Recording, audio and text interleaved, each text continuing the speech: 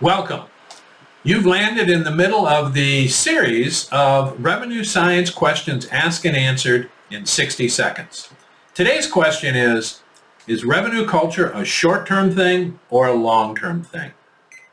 The answer is it's both. You have a culture today, whether you have an intentional one or the one you want, but you have one. Every company does.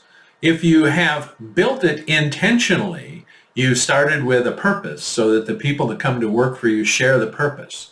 If you have a problem that you uniquely solve for an ideal group of buyers so that when you transfer that value for solving that problem, they're glad to pay for you and they're glad to have you hanging around with them, then it starts to become long-term.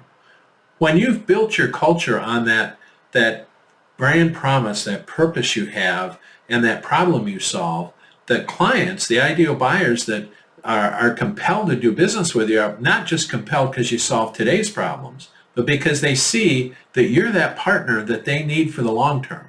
For them to try and get so good at your stuff they don't need you doesn't very often happen. So create an intentional long-term culture and it'll change your world. Well, thank you for joining us today. If there's anything we can do to help you, if you need a fractional chief revenue officer, if you want to get certified as a chief revenue officer, or you want your whole organization to be certified in thinking like a chief revenue officer, reach out. We'd be glad to help. If you've got any other kind of question, if we can't help you, we'll make sure you find the right person.